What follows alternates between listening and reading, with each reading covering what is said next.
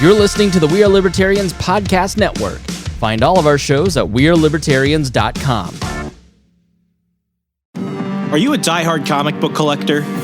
Or maybe a lapsed fan? Maybe even someone who has never picked up a comic book in their life. Hi, I'm Remso Martinez. And I'm Mark Claire. Every single Wednesday at the Second Print Comics podcast, Remso and I take a deep dive into the storylines, character arcs, moments, and events that made us the fans we are today. Tune in every Wednesday for new episodes available on iTunes, Stitcher, Google Play, and wherever else podcasts are available. Check out more from the Second Print Comics podcast at secondprintcomics.com.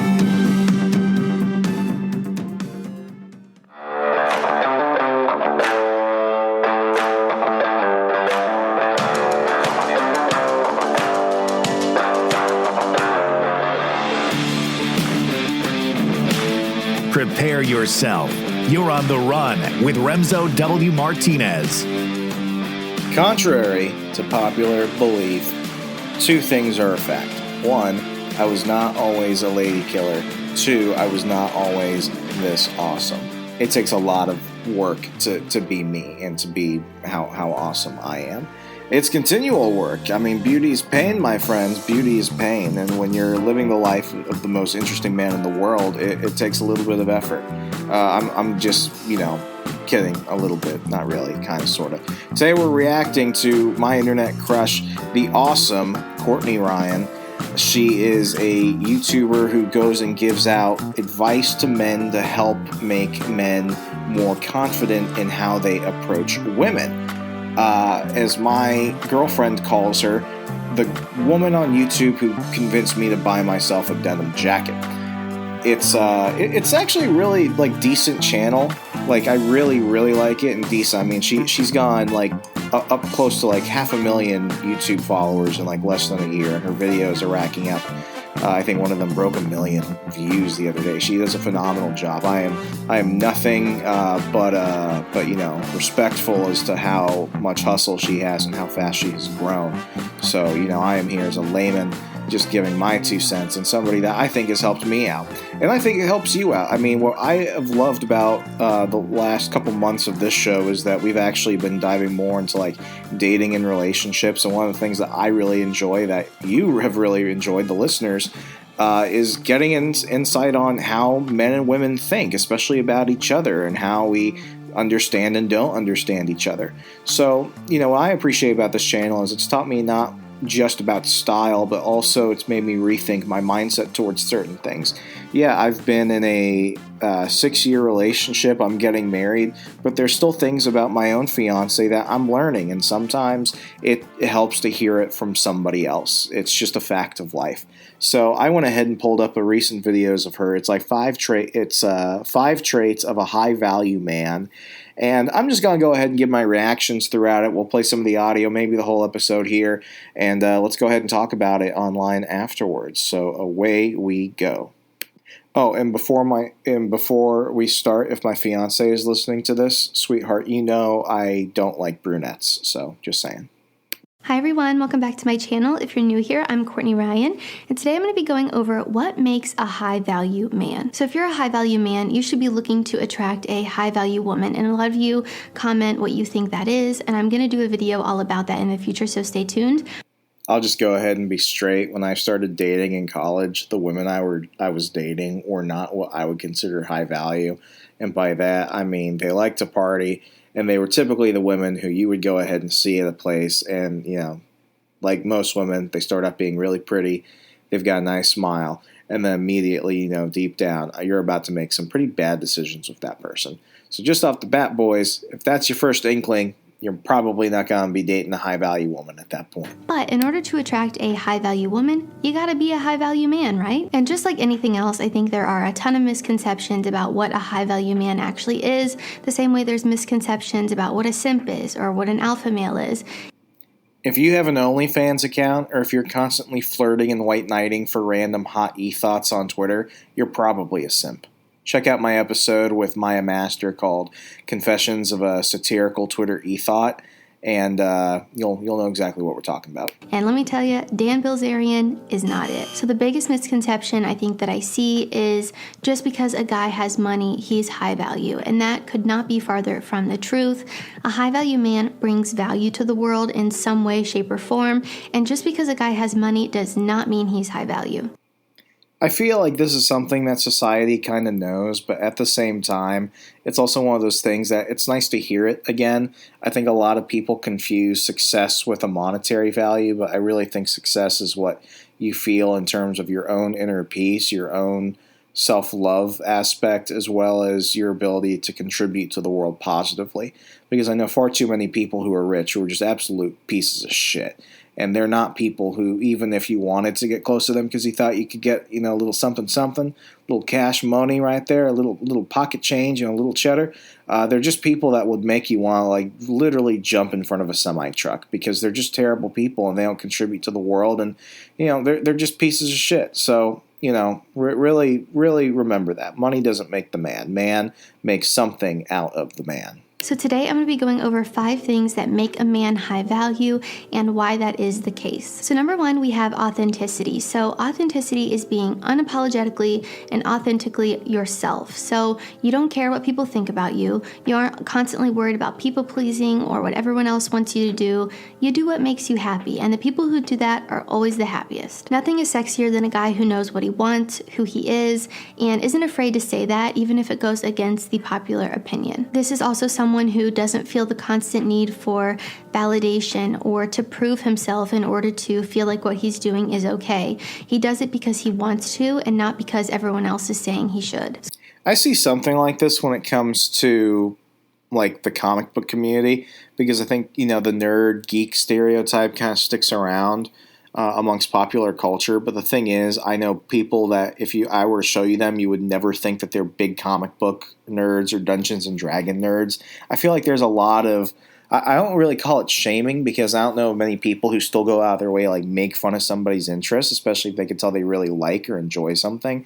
But there are a lot of people that hold back expressing the things they really like. And I see this in, the gaming and comic book world, people that are afraid that they're going to be judged a certain way. So it's less, I think, about what you're going to do because of peer pressure. It's also more about what you're not willing to say you enjoy or who you really are because of that social ridicule in a way. So yeah, that's definitely a big thing. So the big thing about authenticity and the reason why it's so high value is because when you are authentically yourself, you attract the right people for you. So a guy like this doesn't care what people think about him, and honestly, that is so refreshing, especially in today's society where if you have a different opinion, everybody tries to cancel you. Another thing about being authentic is that you'll attract the right people for you by being yourself.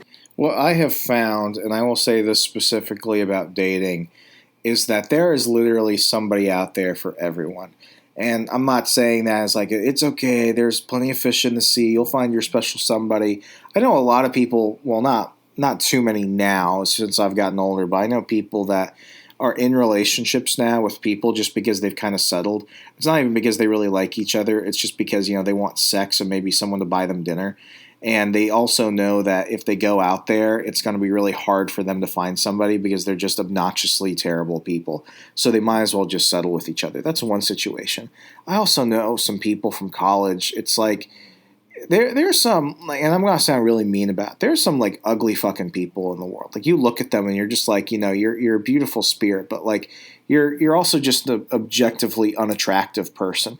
But it's okay, though, because there's somebody as, like, unattractive at your level who will like you for you.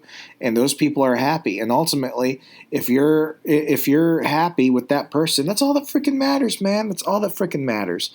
And before you start thinking, well, who the fuck is Remso? Listen, guys, I'm pretty honest with myself. At my lowest, I've been a 6. At my highest, I've been like an 8.5. Right now, I think I teeter between like a 6.5 and a 7, mainly because I've been wearing sweatpants and jogger shorts everywhere for the past year because of the lockdowns and shit like that. So I'm pretty realistic with myself. But I also have a girl who's like really hot who wants to marry me. So it also kind of works out with that. So, each their own. Just be honest with yourselves. But really, there's somebody out there for everybody. If you just be authentic, you're going to attract other people like you. And, like I've had the same group of friends I really hang out with regularly since I was 12, 13 years old. And it's because we're happy when we're together as a group of guys and stuff like that, and we can be ourselves. And I don't need to impress a whole ton of other people. Like I've got friends, but these are people that I know that they'll be with me thick and thin, and they won't think any other way of me if something happens. And it's just about getting your tribe. It's about being authentic and attracting other people to want to be friends with you and to want to work with you and stuff like that, because you're objectively yourself. You're not a fraud. People Why can would you smell want to be fraud. with someone that isn't even attracted to the real you? You shouldn't try to pretend to be something or someone that you're not. You should be focusing on yourself, making yourself better, doing what makes you happy, and ultimately you'll be able to give to other people by doing that. A big aspect of authenticity is putting yourself first. And that seems selfish when I say it, but that's because it kind of is. And I think so many people live their lives, like I said, trying to please others so much that they never put themselves first. And that leads to them feeling resentful, burnt out, used, and nothing good ever comes from that. You can give the most to other people once you've already given to yourself, and I think that's something that not enough people realize. The most important relationship you will ever have is not with your mom, it's not with your friend, it's with yourself. And the fact that not enough people see that is the reason why nobody is happy. So I've got a quick story for you that kind of touches on one of these things in terms of like being yourself and not trying to be somebody else. A real big example I saw was actually my first year in the Army when I was a marine military student in the Alabama Guard.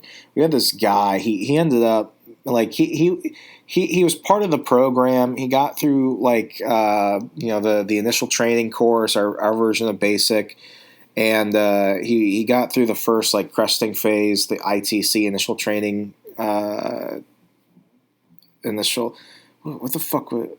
initial training phase, ITP. I don't fucking remember what it was called. It was a million years ago. Anyway, he got through all of that stuff, and he seemed like a pretty spot on guy. He was, he knew all his stuff. He knew squad tactics. He was he was close to like 300 for his APFT score and stuff. Like, you wouldn't have thought that this guy would be so much of a wimp that he would get a D in a math class and then end up like quitting. But he did that. But anyway, he was a giant piece of shit. He had a habit of going and like publicly humiliating people, yelling at them, just going for all their insecurities. He was a bully. He was a fucking bully. And his roommate was a guy named Lang. And I'm not afraid to name shame him. He was a guy named Lang. And Lang was kind of like his sidekick. It was like your classic, big bully, under bully duo. And eventually, everyone who doesn't like that dude ends up not liking Lang because of guilt by association. Lang was trying to basically act like the other dude. Eventually, other dude ends up leaving because he's a moron, and he's also a giant pussy because he didn't really want to be in the military. So he ends up like getting like he basically like finds a way to get out of everything. So he does that. And then Lang is by himself. And what Lang realizes that because he tried to be like Parker, and he tried to, that was his name, Parker, because he tried to do that, and he tried to basically be kind of like his underling and stuff. He basically made everyone not like him. And it was sad too, because the guy actually turned out to be a decent dude. He was also kind of a bitch. He ended up quitting too and saying he was going to go in like, Air Force Special Operations or something. But instead he ended up doing something not related to the military at all. But what was sad was like, he was genuinely a nice guy, and he was really sad when his roommate left because ultimately he had no friends. But, when he actually started trying to be open and be himself and stuff, he turned out to be really nice. And I remember one time he looked at us, he's like, guys, thank you for including me and loving to go see a movie and stuff. I'm not the other guy. I'm really not. And it's like, okay, man, that's cool. But at the end of the day, it's like, yeah, but you tried to be him, and you did a lot, and you did and said a lot of things. So if you'd just been yourself, you could have been friends with us. But now, the whole relationship of trying to be friends and stuff like that, it was already kind of tainted. So just be yourself. Don't try and be somebody else, especially somebody who's just mean and cruel for the sake of being that way.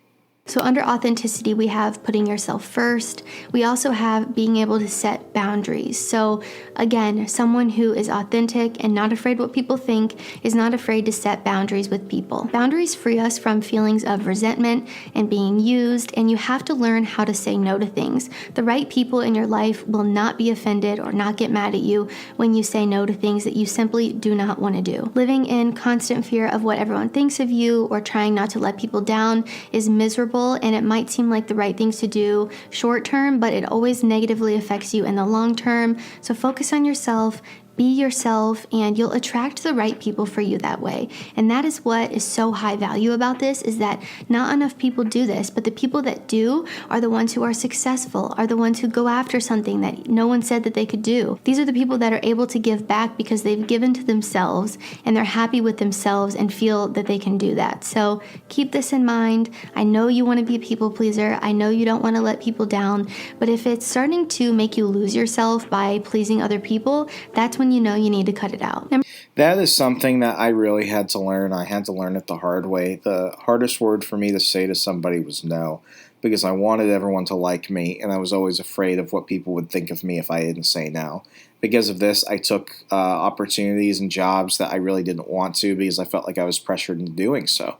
Because of this, I got into some really, scary situations that I knew deep in my gut were not good, but I did it anyway. Because I wanted people to be friends with me. Because of that, I lost time, I lost money, I damaged relationships, because when you just want to be a people pleaser, you're really pleasing nobody, and you're definitely not helping yourself out. If you feel worse as a result of it, you're probably making the wrong decision, and that is when you need to develop that backbone. It won't always feel comfortable, but I can tell you that by setting clear boundaries, you're going to tell who respects you and who doesn't. And if somebody doesn't respect you because you're not willing to go ahead and fold on something, they're not somebody you want in your life to begin with. So definitely learning that was one of the biggest things that I wish I had learned sooner.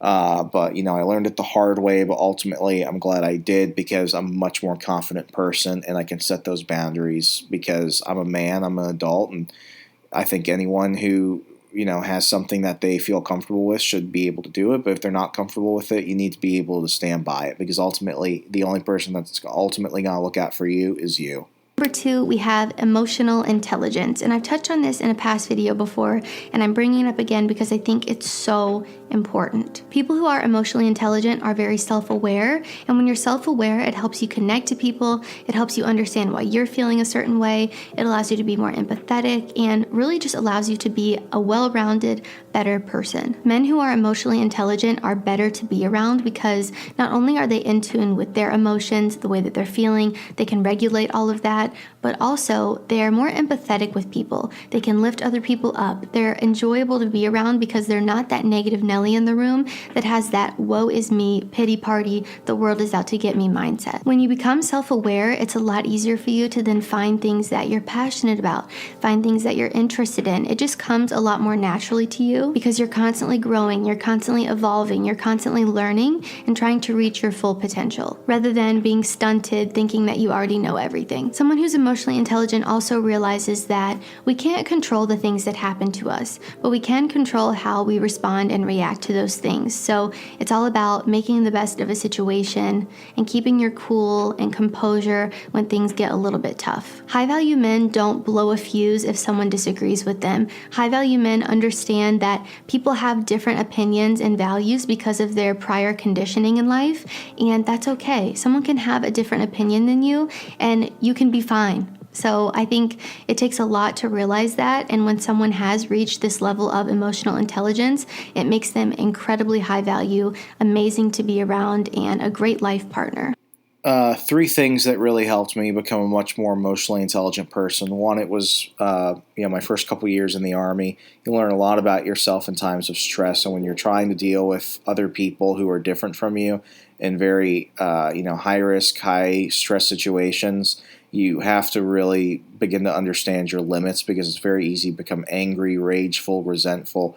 The more you begin to understand that, and the more you begin to understand that other people are probably going through the exact same thing, it's going to teach you a lot about yourself and how you deal with other people. Secondly, One of the things that I stand by 100% is something I wish more people took advantage of is counseling, seeing a therapist or psychiatrist. People think that you have to have like a meltdown or a breakdown to see it, but honestly, I think if more people went at least maybe a couple times a year, especially if maybe things aren't that great, and they began to talk through it with somebody, it would really help. In 2016, 2017, I saw an anger management counselor for about a semester, and then over the past 3-4 years, I met with 2 other therapists and psychiatrists for a while. They did immense help, helping me find the root of a lot of my anger, a lot of my depression at the time, and it made me more open with myself, which made me more open with others. And ultimately, I'm a better person because of it. I haven't had to go see anyone in over a year and a half, but ultimately I know that if I was in a position where I feel lost or something, I can go, to somebody from church. I can go to my family. But if it's something a little bit too much than that, where I need that safe environment where I could speak with somebody who's an objective professional, I can very easily do that. And, what I did a lot of in-person counseling, but what I also did for about a year was I did weekly phone counseling for 30 minutes on an app. So this app, it was called Faithful Counseling because I wanted somebody that would come at things from a Christian perspective. They paired me with a licensed therapist in the state of Virginia. I paid like $300 a month. I got 30 to 60 minutes of weekly phone calls with my counselor to go over things. I got great help. She gave me great assignments to look more into how I was feeling and going through certain challenges. And I could also go ahead and message her on that app whenever. So it was a one-time monthly fee. You get all this access, and it helped me immensely. And this was before COVID and everything happened. So, really, guys, I think everyone should go see a therapist or a counselor at some point. A lot of my friends who I've talked about have admitted that they've done it. I think it's something that a lot of men aren't willing to talk about, but we need to understand that our mental health is as important as everything else, and that, like you would go to a doctor if you're sick. I think if you're going through a real difficult time emotionally, you need to go see somebody for that too, because you can't always do it alone. You can, but you can't always, and sometimes it's good to just get the help in. Number 3, we have self-love, self-care, everything that goes into that. So I mentioned before about being a people pleaser, and I think so many of us focus on if other people like us or not when we don't even like ourselves. It's so silly. So in order to reach your full potential and bring the most value to the world that you possibly can, you have to like yourself. You have to have confidence. You have to have the confidence to do things that you wouldn't normally do, and all of that stems from self-love, self-care, and just taking care of your mental health, physical well-being, and all of that good stuff. So I'm going to do a whole video on self-love and how to achieve that.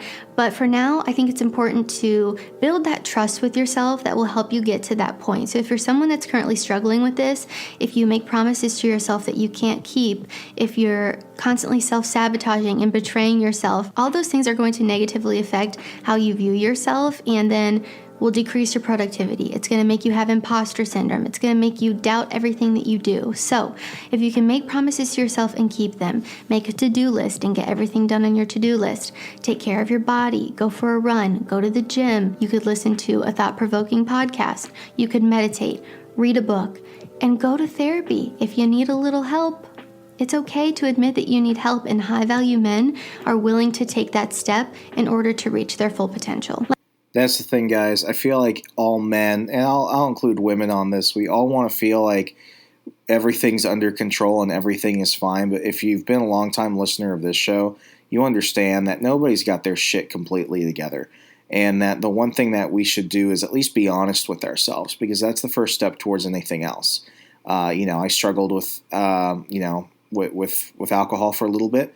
And now I can have a drink and I'm perfectly fine, because I understood the root of addictive behavior was self-loathingness. I know that, when it comes to my weight and stuff like that, I can blame a lot of other things, but ultimately, if I want to go ahead and lose weight, the only person preventing me from doing that is myself, because I need to get up there. Motivation isn't always just enough to make you want to do something. You have to know to do it. And, giving yourself permission to do the things you like to do. I go on walks with my dog pretty regularly. Sometimes I'll just go to the bookstore and just wander, get out and go on a drive. I'm a big driver. I live in a pretty nice part of Virginia that I'm really going to miss when I move. And I just like to get out there and just drive for a little bit and just listen to music. And, getting time with my friends too is really important. So, really just understanding, because I think with a lot of men, we want to block off how we're feeling because we're afraid it might make the situation worse. If I just tell myself, I feel like shit, I'm mad, I'm sad, I'm something, that's how you go ahead and solve a lot of things. And ultimately, I think in our heads, we make situations out to be far worse than they are in reality. I certainly know that I'm a catastrophist. So when it comes to something like that, it's just one of those points where it's like, just be honest with yourself, because I honestly think that half the problems we fucking have are not even that big of a deal. But it starts with being honest with ourselves, which is key. Like I mentioned earlier, the most important relationship you will ever have is the one you have with yourself. This is where your confidence comes from. This is where your productivity comes from. This is where the belief in yourself to do hard things comes from. And your life will ultimately get so much better if you start to love yourself, take care of yourself, and be the best you that you can possibly be. Number 4, we have integrity. And a man with integrity is high value because he's honest, he's trustworthy, he has values for himself and the people that he chooses to surround himself with. So character is what you do when nobody else is watching. And someone with integrity does the right thing. Like I said, he's honest, he's trustworthy, he's a good guy, and that's what makes him high value. A guy with integrity adds value to other people's lives because he isn't lying, he isn't manipulating, he has clear intentions. The reason why women are attracted to men with integrity is because they stick to their word. You don't have to question where you stand with a man with integrity because he makes it clear through not only his words but also his actions. High value men don't manipulate and play mind games. They make it very clear what their intentions are, what their expectations are, and they aren't willing to accept any less than that. And I think that's the big distinction here, is the respect that a man with integrity demands is attractive. A man with integrity knows exactly what he wants, and if someone's not on the same page with you with that, you can walk away and be totally fine. Okay, some shameless self-promotion right now. If you have not read my second book, How to Succeed in Politics and Other Forms of Devil Worship, that is How to Succeed in Politics and Other Forms of Devil Worship, available on Amazon or wherever you buy books online. It's all about this question. What happens when you're questioning your own integrity and when you have to question the integrity of other people? It's a book about politics. It's a book about life itself, relationships, stuff like that. It asks this question: how far are you willing to go succeed if you end up losing your soul in the process? All I'm going to say, because that point is so incredibly important. If you don't have integrity, you have nothing else. And I can tell you that I'm friends with a lot of people from a lot of different walks of life. I agree with them on some things. I don't agree with them on others. But ultimately, I can call them friends and I can trust them because I know if they have integrity that they're going to be good people. And people are like food or other things like that. If you're just surrounded by shit, your life is going to be shit. If you eat shit, you're going to be shit. So just don't be shit people. We have enough of that right now. So a man with integrity has self-respect. He doesn't care what people think. This one also goes along with authenticity. A man with integrity is so attractive, you guys. This makes a man so high value. And number 5, we have always learning. So I think this is one of the most important ones on this list. They're all important, but this one especially, because a man who thinks he knows everything, who isn't willing to grow, isn't willing to evolve or improve, is stunted in every aspect of his life. People like this who think they already know everything and don't have any room to grow are probably the farthest thing from high value that there possibly is. There is always room to learn and grow, and people who have that mindset versus that I know everything mindset are high value because they're constantly doing everything they can to reach their full potential. Like I mentioned earlier, you're open to new ideas, you want to learn new skills, you put yourself out there, you aren't afraid to get uncomfortable and learn things and try things. And that ultimately is how you reach the highest value, is by pushing yourself out of your comfort zone, trying to be the best that you can be, whether that be in your career, in your family life, the way that you look,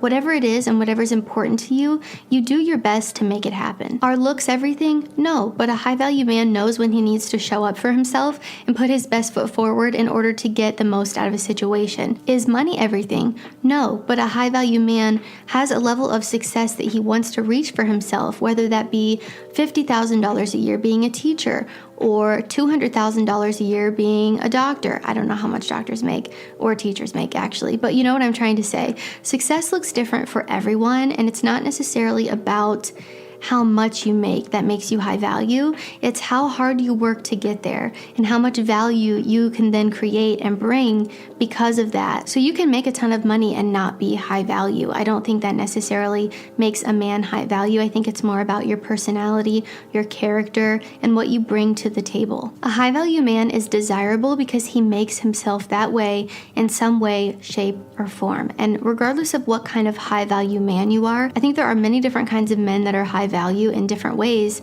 but a woman is going to be attracted to you because of the value that you bring. The same way that men are attracted to a woman because of the value she can bring to his life. We all need and want different things in our lives, so keep that in mind. If you aren't necessarily adding value to one person, you might add a ton of value to someone else, and vice versa. Life and relationships are all kind of about the value that you get from something. If I have a horrible friendship with someone and they aren't adding any value to my life, they make me feel horrible all the time. They aren't nice, they don't hang out with me, I'm not getting any sense of return or value from a friendship, why would I be friends with that person? The same thing goes for relationships. You want to be with someone that can add value to your life and make your life better. While I don't think you should be getting your happiness from someone else or relying on someone else for something, someone should still add value to your life in some way, shape, or form. All right, guys, that is all I have for today. If you liked this video or found it helpful, be sure to give it a thumbs up and subscribe to my channel for when I release new content. Also, be sure to follow me on Instagram at Courtney Christine Ryan. Guys, I'll go ahead and link to this full video so that way you can go ahead and watch it in the show notes. We covered all the 5 parts, but really, this all comes down to one thing, the last point and all the points. It's intentional living. You have to be intentional about the life you want to live, and you have to be honest about how you're currently living it. And I can honestly tell you, as somebody that had a big problem, especially as I was, coming into adulthood, questioning, could other people ever really love me? Could other people ever really like me? Could I trust other people? It's one of those things that I feel sad when I see people my age or older still struggling with that, because I understand how hard it is, and I'm happy that I've come at least to terms with it, and I'm generally happy with my life, but it came through a lot of hardship and things aren't perfect, but I've got extra pep in my step than your average guy. But ultimately, a high-value man is a person that's trying to, follow this on-the-run mentality, constantly questioning, constantly developing, constantly moving forward with all aspects of your life. It's like spinning plates, I know. But it's better to try than not to do it, because we can all think of that one person from our hometown who we went to high school with who had all these big dreams and big, goals for himself, who is living in his basement still and just has he's got like 3 years of college left academically, even though he's already been there like 7-8 years, and he's still an undergrad. Sorry, I'm hiccuping. Like, we all know that person. Don't be that person. You're better, and that's why you're listening to the show. So, guys, that's all I've got. Please, it costs you nothing but means everything to me if you enjoy episodes like this, episodes with our guests, episodes with panels, the gender panel, women, all that stuff. Friends, being friends, talking about friendly things together here. Please, a 5-star rating and review on iTunes would be great. Peace be with you. Be good. Be safe. And I'll speak with you later. Good night.